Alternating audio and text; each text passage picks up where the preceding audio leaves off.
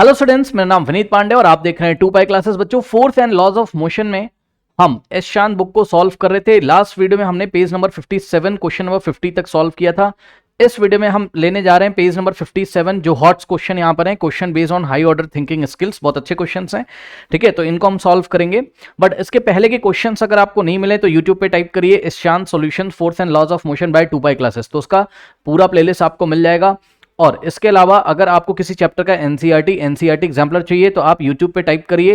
For example motion chapter का आपको NCERT चाहिए तो motion NCERT solutions by 2 pi classes या motion NCERT exemplar by 2 pi classes. अच्छा, एनसीईआरटी एग्जाम्पलर बुक को जरूर लगाएं, बहुत अच्छी बुक है। आइए स्टार्ट करते हैं आज की क्लास। तो बच्चों, क्वेश्चन नंबर 51 कह रहा है plastic ball and a clay ball of equal masses travelling in the same direction with equal speed strike against a vertical wall। Okay students, तो ध्यान दें, देखिए ये एक वर्टिकल वॉल है इस तरीके से। यहाँ पर वर्टिकल वॉल मतलब ग्राउंड के साथ 90 डिग्री बना रही है, ये वर्टिकल वॉल है। ओके स्टूडेंट्स, ये वर्टिकल वॉल है और इस वर्टिकल वॉल पे चलिए हम यहाँ पे दिखाते हैं आपको। एक बॉल है आपकी, ये देखिए, ये एक बॉल है आपकी प्लास्टिक की बॉल, ठीक है। सपोज ये है आपकी प्लास्टिक की बॉल और ये है आपकी जो नेक्स्ट वाली बॉल है बच्चों। मान लीजिए कि ये बॉल बनी हुई है किसकी, क्ले की। ओके, क्ले, ये मिट्टी होगी, मिट्टी की बॉल है सपोज इस तरीके से, क्ले, ठीक है, क्ले बॉल है ये, क्ले बॉल, ठीक है। अब ध्यान दें स्टूडेंट्स, देखिए इन्होंने क्या बोला है आपको, इनके मासेस कैसे हैं, इक्वल हैं। ओके स्टूडेंट्स, मासेस इक्वल हैं, तो इसका मास क्या है, लेट अस से इसका मास m है और इसका भी मास कितना है, m है, करेक्ट। अब इसकी स्पीड सपोज v है और इसकी भी स्पीड सपोज v है। v स्पीड से इस डायरेक्शन में स्ट्रेट लाइन में और ये v स्पीड से इस डायरेक्शन में स्ट्रेट लाइन में जा रहा है। दोनों जाके जैसे ही दीवार पर टकराएंगे तो कितना मोमेंटम ये दीवार को यानी कि वॉल को कितना मोमेंटम ट्रांसफर करेंगे। आइए जरा हम निकालते हैं कितना मोमेंटम ट्रांसफर करेंगे। थोड़ा ध्यान रखिएगा बच्चों, कैसे मैं इस चीज को आपको समझाने जा रहा हूं, ध्यान दें। देखिए हम ये अज्यूम कर रहे हैं क्या, अच्छा एक काम करते हैं, सबसे पहले हम एक काम करते हैं बच्चों, हम निकालते हैं क्या, हम निकालते हैं प्लास्टिक बॉल का momentum. Okay, so momentum of plastic ball, P का मतलब मोमेंटम, ओके, और ये नीचे जो P लिखा हुआ है इसका मतलब प्लास्टिक बॉल का मोमेंटम। किसका मोमेंटम, प्लास्टिक बॉल का मोमेंटम, पीपी मतलब मोमेंटम ऑफ प्लास्टिक बॉल। अब बताइए मोमेंटम का फॉर्मूला तो सभी बच्चों को पता है, मास इनटू स्पीड या मास इनटू वेलोसिटी। भाई बॉडी स्ट्रेट पाथ में जा रही है तो जो उसकी स्पीड होगी वही वेलोसिटी होगी, मास इनटू वेलोसिटी, ठीक। तो m into v, m v आ जाएगा, ठीक। तो ये क्या है, मोमेंटम ऑफ प्लास्टिक बॉल। इसी तरीके से यदि आप मोमेंटम निकालेंगे किसका, क्ले बॉल का, पीसी का मतलब momentum of clay ball is equals to mass वही है, वेलोसिटी वही है। वेलोसिटी का मतलब स्पीड, यहां पर आप समझ सकते हो क्योंकि बॉडी स्ट्रेट लाइन में चल रही तो जो स्पीड होगी वही वेलोसिटी होगी, ठीक। तो देखिए दोनों का मोमेंटम सेम आ गया। तो ये वाली बॉल कितना मोमेंटम लेके जा रही है, mv। भाई मोमेंटम को क्वांटिफाई करोगे ना, मोमेंटम की कुछ ना कुछ क्वांटिटी होगी, तो ये कितना मोमेंटम लेके जा रही है, mv। ये भी कितना मोमेंटम लेके जा रही है, mv। हम यहाँ एक अजम्पशन लेते हैं कि माना कि जब दोनों बॉल दीवार से टकराती हैं तो दोनों रेस्ट पे आ जाती है। अरे भाई मान लो 9th क्लास में हो आप, इससे क्वेश्चन आपको थोड़ा इजी लगेगा, ठीक। अभी समझिए, ये बॉल आके यहाँ पे इस तरीके से टकराती है और रेस्ट पे आ जाती है। मान लो टकराते ही, वैसे तो आपको पता है टकरा के बाउंस बैक करेगी पीछे, लेट अस से ये क्या हो जाती है, रेस्ट पे आ जाती है। आपको बस समझाने के लिए मैं बता रहा हूँ, ठीक है ना। ये सपोज रेस्ट पे आ गई, ओके स्टूडेंट्स, और ये वाली बॉल भी सपोज रेस्ट पे आ गई टकरा के। अब बताइए जब दोनों बॉल रेस्ट पे आ जाएंगी तो इसका मास कितना होगा, m। मास थोड़ी ना चेंज हो जाएगा, सुन लीजिए ध्यान से।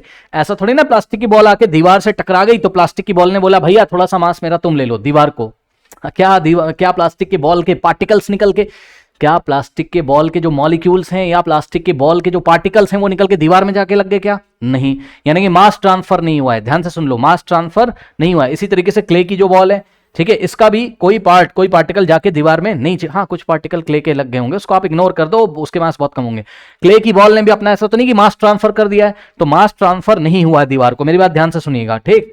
तो अभी भी बॉल का मास कितना है, दोनों बॉल का मास m है, लेकिन बच्चों यहां पर अब स्पीड कितनी हो गई, यानी कि v की वैल्यू कितनी हो गई, 0, ठीक है। यहां पर भी v की वैल्यू कितनी हो गई, 0, क्योंकि दोनों रेस्ट पे आ गए। बॉल की, इसकी भी स्पीड 0, इसकी भी स्पीड 0, ठीक है। तो अब मोमेंटम कितना हो गया, ध्यान से सुनिए, अब मोमेंटम कितना हो गया, इसका भी मोमेंटम हो गया अब कितना, प्लास्टिक बॉल का m इंटू 0, इसका भी मोमेंटम कितना हो गया, pc मतलब क्ले बॉल का मोमेंटम m इंटू 0, m तो m है और v की वैल्यू 0, m इंटू 0, दोनों का मोमेंटम 0 हो गया, ठीक। तो ये कितना मोमेंटम लेके आए थे, mv। अब इनका मोमेंटम फाइनल, इसका मोमेंटम कितना हो गया, 0, इसका भी हो गया 0। तो ये मोमेंटम कहां गया, जवाब है ये मोमेंटम चला गया दीवार में, यस सर।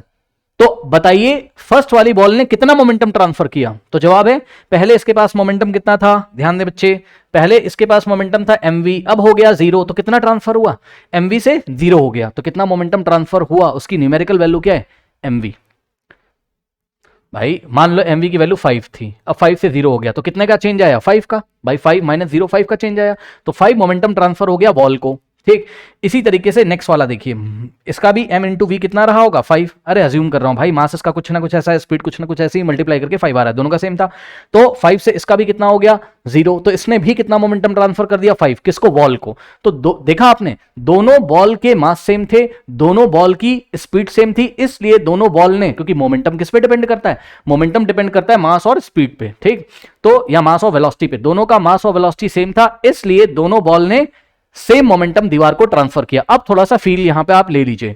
फील ये है कि मोमेंटम को दो तरीके से ट्रांसफर किया जा सकता है। भाई मोमेंटम टू फिजिकल क्वांटिटी पे डिपेंड करता है, मास पे और वेलोसिटी पे। तो मोमेंटम को या तो मास को ट्रांसफर करके ट्रांसफर किया जा सकता है, या तो वेलोसिटी को ट्रांसफर करके मतलब स्पीड को ट्रांसफर करके ट्रांसफर किया जा सकता है। ठीक, तो यहां पे ध्यान से चेक करिए, मास तो ट्रांसफर नहीं हो रहा, मैंने आपको बता दिया। तो क्या ट्रांसफर हो गई?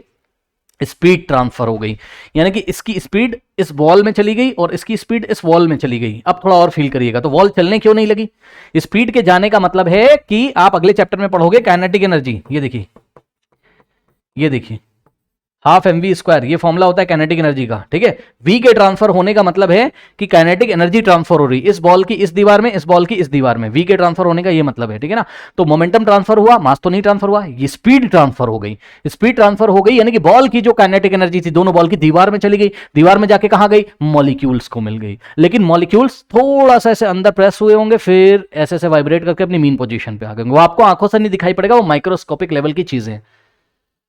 सीधे शब्दों में बोले तो दोनों बॉल की सेम अमाउंट ऑफ एनर्जी कहां चली गई? दीवार के मॉलिक्यूल्स के पास। और दीवार के मॉलिक्यूल बेचारे वाइब्रेट करे होंगे उस एनर्जी से और फिर रुक गए होंगे, क्योंकि वाइब्रेशन जब वो कर रहे होंगे तो फिर अंदर कुछ दूसरे मॉलिक्यूल के साथ रेजिस्टेंस वगैरह हो रहा होगा, फिर कुछ हीट वीट बन रही होगी, वो निकल गई होगी। तो ये पूरी कहानी है। बात समझ में आई कि नहीं? ये मैंने आपको समझाने के लिए जस्ट बताया कि मोमेंटम यहाँ वेलोसिटी के फॉर्म में ट्रांसफर हुआ है, स्पीड के फॉर्म में ट्रांसफर हुआ है, मास के फॉर्म में नहीं ट्रांसफर हुआ है। ठीक, तो अब ये तो मैंने आपको फील कराने के लिए बताया है, क्योंकि हॉट वाला क्वेश्चन था, सब कुछ आपको आना चाहिए इसमें। एग्जाम में क्या लिखेंगे? तो एग्जाम में सिर्फ इतना लिखेंगे, ध्यान से चेक करिए बच्चों, एग्जाम में सिर्फ इतना लिखेंगे कि the wall will receive equal momentum from both the balls. दोनों बॉल से वॉल को, दीवार को इक्वल मोमेंटम मिलेगा। रीजन क्या है? रीजन ये, this is because both the balls have the same mass. दोनों का मास क्या था? सेम था। दोनों की स्पीड क्या थी? सेम थी। ठीक, तो दोनों का m इंटू वी यानी कि मोमेंटम सेम आया होगा। तो ये मोमेंटम इतना लेके गए 5 5 और दीवार को दे दिया, क्योंकि दोनों के 0 0 हो गए। ठीक, तो वही चीज है, this is because both the balls have equal mass and equal velocity, या equal mass and equal speed. Okay students, note कर लीजिए। नाउ स्टूडेंट्स लेते हैं question number 52। Very easy question. कह रहा है कि a moving bicycle come to rest after some time if we stop pedalling it, but Newton first law of motion says that a moving body should continue to move forever unless some external force acts on it. How do you explain the bicycle case? बच्चों देखिए, Newton first law क्या कहता था कि अगर कोई body अपने state of motion में है, एक स्ट्रेट लाइन में कांस्टेंट वेलोसिटी से जा रही है, तो वो उसी वेलोसिटी से स्ट्रेट लाइन में मोशन करती रहेगी। कब तक? जब तक उसके ऊपर कोई एक्सटर्नल फोर्स ना लगाया जाए। तो वो यही कह रहा है कि बाइसाइकिल जब आप चलाते हो तो आप जब तक तो पैडलिंग करते हो, चलो ठीक है, जब आप पैडलिंग करना, पैडल मारना जब आप बंद कर देते हो, तब वो क्यों नहीं चलती रहती? चलना चाहिए था। ठीक है भाई, जो आपकी बाइसाइकिल है उसको स्ट्रेट लाइन में according to Newton first law अपने स्टेट ऑफ मोशन को मेंटेन करने के लिए उसको स्ट्रेट लाइन में जीवन भर चलना चाहिए था हमेशा, बट वो नहीं चलती। क्यों? यानी कि जरूर कोई ना कोई ऐसा फोर्स है जो हमारे बाइसाइकिल को आगे से अपोज कर रहा है, हमारे बाइसाइकिल के मोशन को आगे से अपोज कर रहा है, ऑपोजिट डायरेक्शन में। ये मेरी बाइसाइकिल है इस तरीके से, ओके, और यहां से जरूर कोई फोर्स है, ठीक, जो हमारे मोशन को अपोज कर रहा है, हमारी बाइसाइकिल के यूनिफॉर्म वेलोसिटी वाले मोशन को अपोज कर रहा है। और वो फोर्स कौन है? Air resistance. बच्चों यहां पर देखिए बहुत सारे एयर के पार्टिकल्स होते हैं जो आपको आंखों से नहीं दिखाई पड़ेंगे। जैसे ही आप पैडल मारना बंद करते हो, ठीक, क्या होता है? आप इधर मोशन करना चाहती है आपकी साइकिल, क्योंकि आपकी जो साइकिल है वो अपने स्टेट ऑफ मोशन को मेंटेन रखना चाहती है, लेकिन यहां पर प्रेजेंट होता है एयर रेजिस्टेंस। एयर रेजिस्टेंस नाम से ही पता चल रहा है कि एयर के जो मॉलिक्यूल्स होंगे वो आपके मोशन को रेजिस्टेंस देंगे। जैसे मान लो कोई बहुत सारी भीड़ लगी हुई, भीड़, आप दौड़ते हुए आ रहे थे कांस्टेंट वेलोसिटी से, आपकी एक लिमिटेड एनर्जी होगी, उस एनर्जी से आप आ रहे हो उस तरीके से, ठीक। अब सामने बहुत सारी भीड़ मिल गई तो क्या होगा? आप लोगों से टकराओगे, हाँ, तो धीरे धीरे क्या होगी? आपकी एनर्जी में लॉस होगा, या हम बोलें तो आपकी स्पीड क्या होगी, डिक्रीज होगी। सही बात है। तो इसी तरीके से साइकिल आ रही थी और आपने पैडलिंग मारना बंद कर दिया, पैडलिंग करना आपने बंद कर दिया, तो सामने से जो एयर के मॉलिक्यूल्स है वो आपकी बॉडी को, आपकी साइकिल के बॉडी को रेजिस्टेंस देंगे, आप उनसे एक तरीके से टकरा रहे हो। हाँ, आपको फील नहीं हो रहा है, वो अलग बात है, क्योंकि एयर के मॉलिक्यूल्स इतने छोटे छोटे होते हैं तो आंखों से दिखाई तो पड़ेंगे नहीं, लेकिन हाँ वो आपको रेजिस्टेंस दे रहे हैं। ठीक, एक तो ये हो गया। दूसरा क्या हो गया कि ये देखिए, ये आपके जो व्हील्स है और जो रोड है इसके बीच में ऑपोजिट डायरेक्शन में क्या लगता है, फ्रिक्शनल फोर्स लगता है। क्या लगता है, फ्रिक्शनल फोर्स लगता है। ठीक है, तो ये दोनों जो फोर्सेज हैं, एयर रेजिस्टेंस वाला फोर्स, फ्रिक्शनल फोर्स, ये आपके मोशन को अपोज करता है, जिसकी वजह से आपकी साइकिल थोड़ी देर के बाद स्टॉप हो जाएगी, उसकी स्पीड डिक्रीज होने लगती है, बस। तो Newton second law, Newton first law यहां वायलेट नहीं हुआ है, सही तो है। जिस डायरेक्शन में जा रही थी साइकिल तो उसी डायरेक्शन में चलती रहती है, चलती रहना भी चाहती है, लेकिन भाई ऑपोजिट डायरेक्शन में फोर्स लगा के उसको रोका भी तो जा रहा है। कौन से फोर्स हैं, एयर रेजिस्टेंस और फ्रिक्शनल फोर्स। ठीक, इसलिए बाइसाइकिल रुक जाती है। अब यही सारी बातें आप अपने मन से एग्जाम में लिख सकते हैं। पढ़ लीजिए क्या कह रहा है, पढ़ लीजिए। कह रहा है if we stop pedalling a bicycle moving at a uniform speed it does not go on moving forever, it eventually come to rest after some time. सबसे पहली लाइन में हमने बताया कि अगर कोई साइकिल है यूनिफॉर्म स्पीड से जा रही है, हमने पैडलिंग करना बंद कर दिया तो थोड़ी देर के बाद वो रेस्ट पे आ जाती है। रीजन फिर बताया हमने, this is because the moving bicycle has been compelled to change in state of uniform motion. ये देखिए, ठीक है, हमारी जो मूविंग बाइसाइकिल थी, it has been compelled to change in state of uniform motion, यानी कि इसके ऊपर कोई एक्सटर्नल फोर्स लग रहा है जिससे कि इसके स्टेट ऑफ यूनिफॉर्म मोशन में चेंज आने लगेगा। और वो फोर्सेस कौन से हैं, आगे देखिए, by the external force of air resistance and friction. If there were no air resistance and no frictional force opposed the motion of the bicycle, then according to first law of motion, the moving bicycle would go on moving forever on a horizontal road. It cannot stop by itself. Okay? तो हम कह रहे हैं, हम एक assumption लेके चल रहे हैं कि अगर एयर रेजिस्टेंस ना होता, अगर फ्रिक्शनल फोर्स ना होता, तो न्यूटन्स फर्स्ट लॉ के अकॉर्डिंग ये बाइसाइकिल जिंदगी भर हॉरिजॉन्टल में, ये हॉरिजॉन्टल रोड है, इस हॉरिजॉन्टल रोड पे जिंदगी भर स्ट्रेट लाइन में चलती रहती। ठीक है, तो इस तरीके से आप इन बातों को एक्सप्लेन करेंगे, नोट कर लीजिए। नाउ स्टूडेंट्स लेते हैं क्वेश्चन नंबर 53। क्वेश्चन नंबर 53 में बोल रहा है, अ man throws a ball weighing 500 ग्राम। देखो, एक बॉल है और उसका वेइंग का मतलब उसका मास दिया हुआ है आपको। कैसे पहचाना मैंने, ग्राम लिखा हुआ है ना, ग्राम किसका यूनिट होता है, मास का, लेकिन मास का एसआई यूनिट होता है किलोग्राम। तो ये बॉल है, इसका मास है 500 ग्राम। हमारी जिम्मेदारी है कि हम मास को सबसे पहले तो किलोग्राम में चेंज कर लें। चलो, तो ये आपकी बॉल है और बॉल का मास बच्चों कितना दिया हुआ है, 500 ग्राम दिया हुआ है। इसको किलोग्राम में पहले कन्वर्ट करेंगे, कैसे, 500, ठीक है, ग्राम की जगह किलोग्राम में कन्वर्ट करने के लिए 1000 से आपको डिवाइड लगाना पड़ेगा।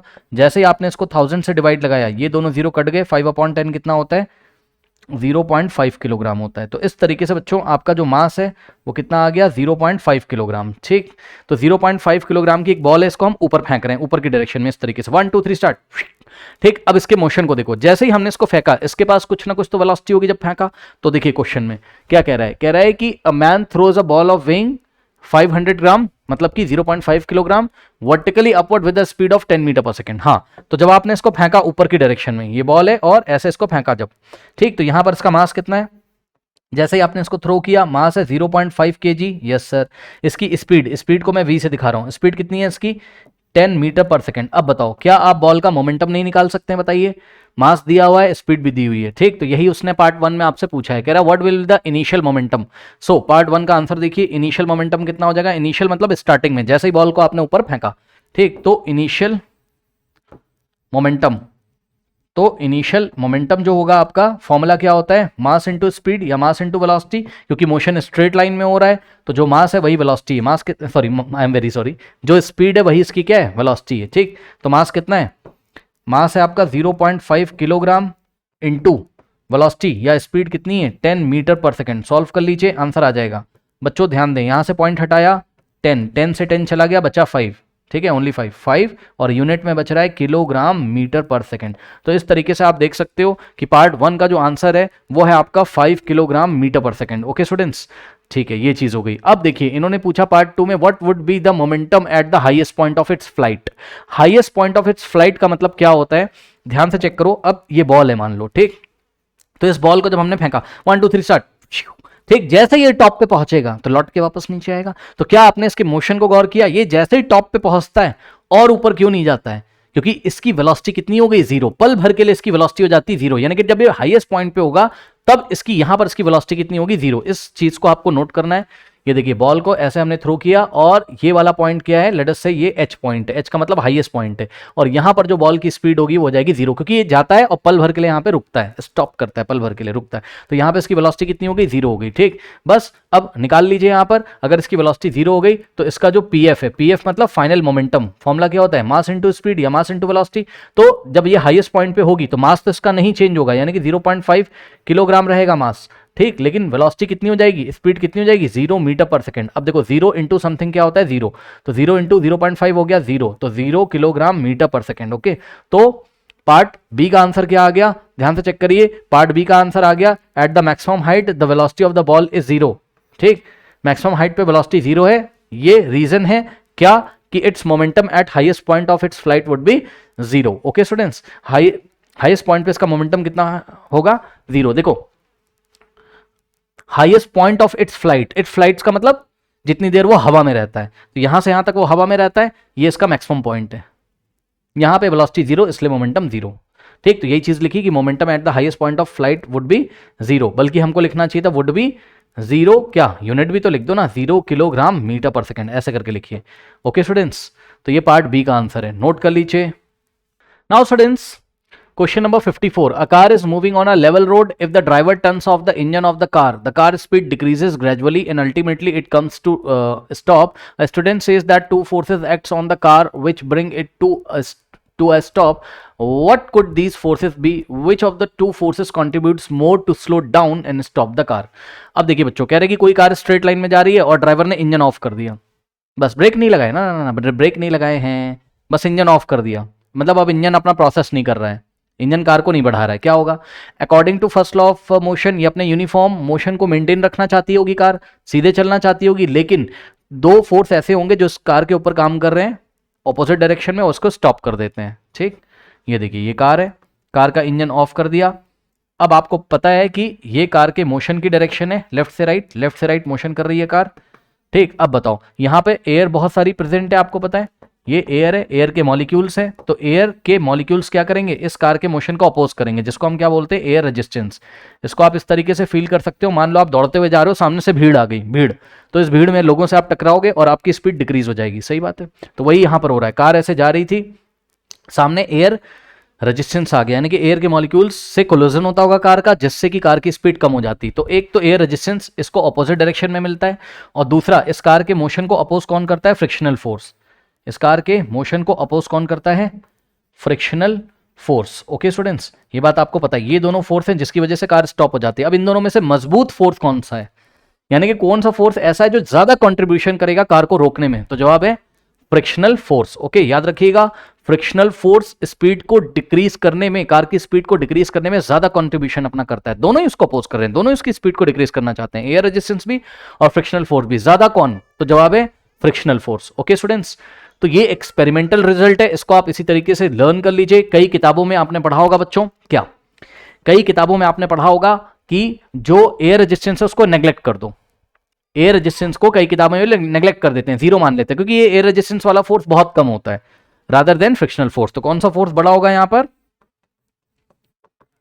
Frictional force. तो frictional force is greater than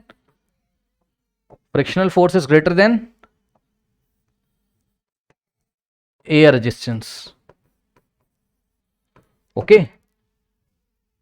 तो ये रीजन है। थोड़ा सा मैं आपको बता देता हूं कि फ्रिक्शनल फोर्स एक तरीके का इलेक्ट्रोस्टैटिक फोर्स होता है, मतलब ये प्लस माइनस चार्जेस के बीच में लगने वाला फोर्स है, बहुत स्ट्रॉन्ग फोर्स होता है। जब भी पॉजिटिव और नेगेटिव चार्जेस के बीच में कोई फोर्स लगता है, ठीक है, तो बहुत स्ट्रॉन्ग होता है। यहाँ इंटरलॉकिंग बहुत अच्छी होती है, मतलब कार के टायर्स के बीच में कुछ पॉजिटिव पार्टिकल होंगे, ग्राउंड में कुछ नेगेटिव पार्टिकल होंगे, ऐसे समझो, उनके बीच में कुछ फोर्स लग रहा होगा जिससे कि फ्रिक्शन फोर्स डेवलप हो रहा है। ठीक है, जस्ट नॉलेज के लिए मैं आपको बता रहा हूँ, इतना आपको एग्जाम में नहीं लिखना है। तो इंटरलॉकिंग बड़ी अच्छी होती है, बहुत अच्छा फोर्स लगता है, ठीक है, इसलिए कार अच्छे से मोशन नहीं कर पाती है, तो ये इसकी वैल्यू थोड़ी सी बड़ी होती है, याद रखिएगा, थोड़ी क्या बहुत बड़ी होती है रेजिस्टेंस से। ठीक, अब यही बात हमने यहाँ पर लिखी, these forces could be the frictional force and air resistance. ठीक है, ये दोनों कौन से फोर्स हैं, फ्रिक्शनल फोर्स, एयर रेजिस्टेंस, और दूसरा क्या है answer, force of friction contribute more towards the slowing down and speed stopping the car. Okay students, note कर लीजिए।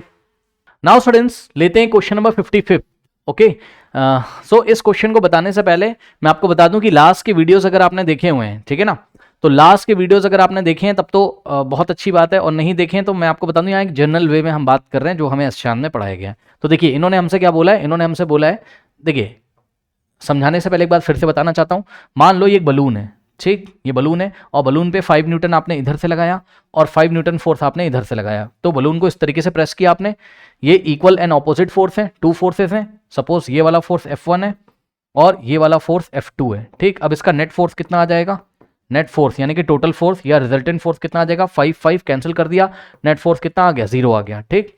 तो जब एक बॉडी पे लगने वाले 2 या 2 से ज्यादा फोर्सेस का नेट फोर्स कितना आता है, 0, तो ऐसे फोर्सेस को बैलेंस फोर्स बोलते हैं। तो ये दोनों फोर्स कैसे हैं, बैलेंस फोर्स। ये दोनों फोर्स कैसे हैं, बैलेंस्ड फोर्स, ठीक है। अब ये बैलेंस फोर्सेस ने क्या किया, क्या मोशन कर दिया इस बॉडी में, नहीं, बैलेंस फोर्सेस मोशन नहीं कर रहे हैं, क्या कर रहे हैं, इसका शेप चेंज कर रहे हैं। तो नो मोशन, नो मोशन, ठीक। और क्या कर रहे हैं, कैन चेंज द शेप या changing the shape. Okay students, सो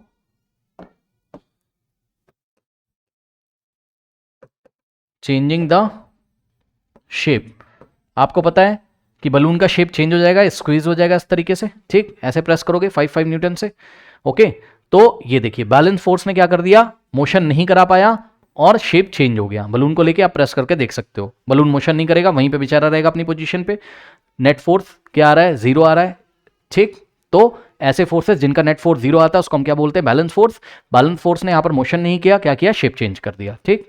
दूसरा आप एग्जांपल देखिए यहां पर, मान लीजिए मेरे पास एक ब्लॉक है, ठीक, एक ब्लॉक है इस तरीके से, या एक टेबल रखी हुई इस तरीके से। ये देखिए इस टेबल को आपने इधर से खींचा 10 न्यूटन से, ऐसे, ठीक, ये 10 न्यूटन से, और मैं इसको ऐसे पीछे खींच रहा हूं 3 न्यूटन से, ठीक। तो F1 की वैल्यू कितनी है, फोर्स 1 आपने लगाया इधर 10 न्यूटन, फोर्स 2 मैंने लगाया कितना, 3 न्यूटन। अब इस पे नेट फोर्स कितना आ गया, नेट फोर्स 10 माइनस 3 7 न्यूटन, ठीक। अब ये नेट फोर्स कितना आ रहा है, 7 न्यूटन। तो 7 न्यूटन के फोर्स से बॉडी किधर मूव करेगी, इधर मूव करेगी, ठीक। तो ये देखिए जो मोशन होगा इस डायरेक्शन में मोशन होगा, यहां पर स्टेशनरी टेबल थी ऐसे रखी थी, नेट फोर्स लग रहा है 7 न्यूटन। कहने के लिए तो दो फोर्सेस हैं 10 और 3, लेकिन इनका नेट फोर्स कितना आ रहा है, 7 आ रहा है इस डायरेक्शन में, तो इस डायरेक्शन में मोशन होगा, ठीक। तो नेट फोर्स 7 है जो कि 0 के इक्वल नहीं, और हमको पता है जब नेट फोर्स 0 के इक्वल नहीं होता है तो ऐसे फोर्सेस को हम क्या बोलते हैं, अनबैलेंस फोर्सेस, क्योंकि ये इसको बैलेंस नहीं कर पा रहा है। यहाँ 5 बैलेंस हो गया था तो बैलेंस फोर्सेस, ये 10 3 को बैलेंस नहीं कर पा रहा है, एक्स्ट्रा 7 बच जा रहा है इस डायरेक्शन में, तो उस 7 न्यूटन से बॉडी इधर मूव करेगी। यानी कि ये किसके एग्जाम्पल है, आपके अनबैलेंस फोर्सेस के, अनबैलेंस्ड फोर्सेस के। तो अनबैलेंस फोर्सेस क्या कर सकते हैं, मोशन कर सकते हैं। लेकिन ये जो टेबल आपने ली, क्या टेबल के शेप में कोई चेंज हो जाता है, नहीं। तो no change in shape, no change in shape. Okay, क्या अनबैलेंस फोर्सेस शेप में चेंज कर सकते हैं, हाँ कभी कर सकते हैं, जब बॉडी कैसी होती है, नॉन रिजिड। एक रिजिड बॉडी हमने ली है, डिटेल जानना हो तो पीछे से देख के आइए, मैं कई बार हर एक वीडियो में मैं क्या क्या बताऊं, है ना। तो स्टार्टिंग से प्लेलिस्ट फॉलो करिए। ओके स्टूडेंट्स, तो ये वाले क्वेश्चन में तो हम बस इतनी ही बातें सीख के इस क्वेश्चन को सॉल्व कर सकते हैं। आइए देखिए, कह रहा है कि there are 2 types of forces X and Y. तो एक्स और वाई 2 फोर्सेज हैं। एक्स ने क्या किया, देखिए the force belonging to X type can produce motion. हाँ, एक्स क्या कर रहा है, मोशन प्रोड्यूस कर रहा है। अब जाके देखो मोशन कौन प्रोड्यूस कर रहा है, तो अनबैलेंस फोर्स, यानी कि एक्स क्या हो गया, अनबैलेंस फोर्स। ये देखिए answer, the general name of the force x is unbalance force. लिखा भी है, एक्स क्या करता है, मोशन प्रोड्यूस करता है स्टेशनरी बॉडी में, but can not change the shape. X motion produce कर सकता है लेकिन शेप नहीं चेंज कर सकता है। तो देखो यहाँ पे अनबैलेंस फोर्सेस थे, ठीक, तो इसने मोशन प्रोड्यूस किया, शेप नहीं चेंज कर रहा है टेबल का, तो एक्स क्या हो गया, अनबैलेंस फोर्स। इसी तरीके से वाई के बारे में इंफॉर्मेशन दी हुई है, on the other hand belonging to Y can not produce motion in a body but can change the shape of the body. Okay students, तो वाई जो है वो मोशन प्रोड्यूस नहीं कर पा रहा है। यहाँ पे देखो ये दोनों फोर्सेस जो हैं वो कैसे हैं, वाई के एग्जाम्पल हैं, बैलेंस फोर्सेस के एग्जाम्पल हैं। ये मोशन नहीं कर रहे हैं, शेप चेंज कर दे रहे हैं। तो y क्या हो गया आपका, the general name of the such forces y as y is balance forces. Okay students, तो इसको आप नोट कर लीजिए। नेक्स्ट जो वीडियोस हैं वो एंड स्क्रीन पे आ रहे होंगे। मिलते हैं नेक्स्ट वीडियो में, तब तक के लिए पढ़ते रहिए, बढ़ते रहिए। All the best.